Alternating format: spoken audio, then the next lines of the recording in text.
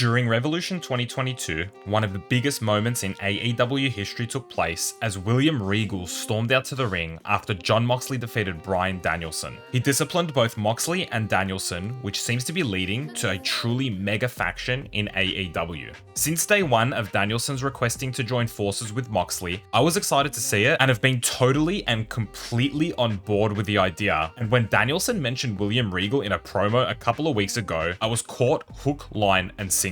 Regal's addition to the AEW roster may fall by the wayside when it comes to the view of the wider public and wrestling community, but the people that understand what William Regal will bring to AEW are rightfully claiming that this is one of the biggest additions AEW has made to its already bolstered active roster. On knowledge and presence alone, completely subtracting his on-screen persona, Regal is one of the best minds you could have in the back and was one of the most integral parts to the golden era of NXT back in the day. But bringing him in as a on-screen personality, specifically the manager of not only Bryan Danielson, but Jon Moxley, is truly a genius position to have him put in. Regal's authority was instantly stamped onto our screens as we saw him control an angry Jon Moxley and Bryan Danielson simultaneously. Anyone that watches AEW on a regular basis, but even anyone that doesn't, knows what it means to be able to do that. And of course, he did it with that scour on his face. William Regal's history with Bryan Danielson is extremely well documented, and most people know that they've wrestled against each other, but that the American Dragon was also trained by Regal himself. Funnily enough, this now marks the third decade and third wrestling promotion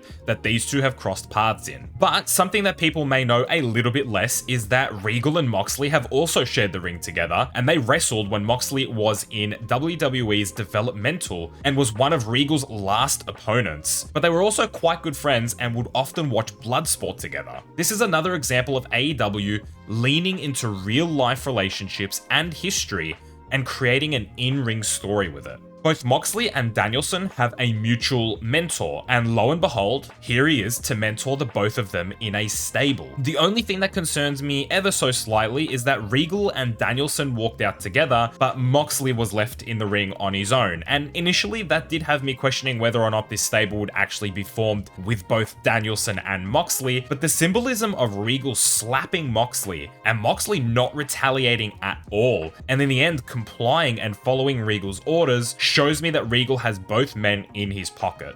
The question now is who else joins the group.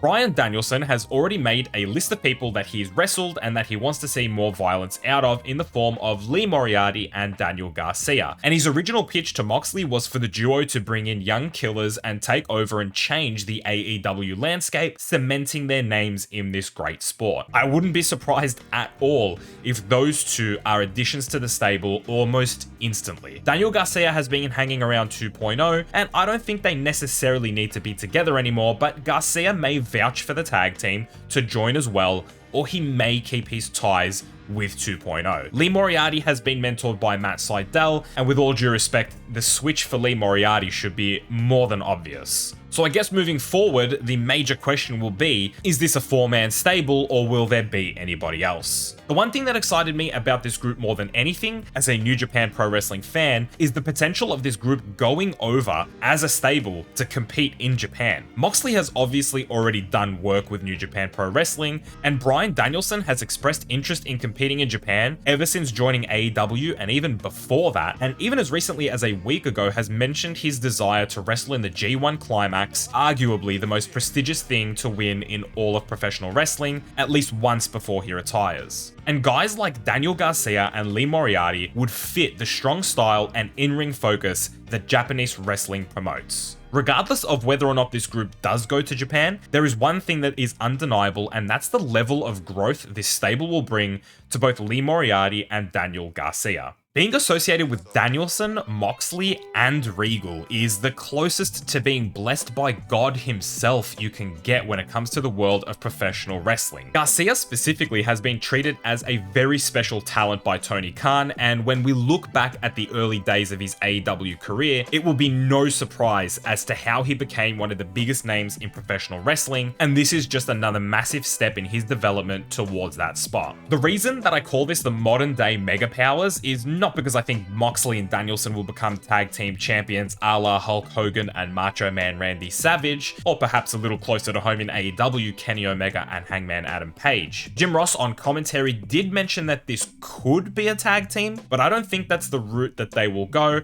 and bless JR, but you can't believe everything you hear that comes out of his mouth. He also thought the AEW World title was a new belt design during the pay-per-view. The reason I call this the modern day Mega Powers is because truthfully, this faction could end up doing exactly what Bryan Danielson said when he was pitching the idea to Jon Moxley in the first place, and that is take over AEW with Regal as the mastermind behind it all.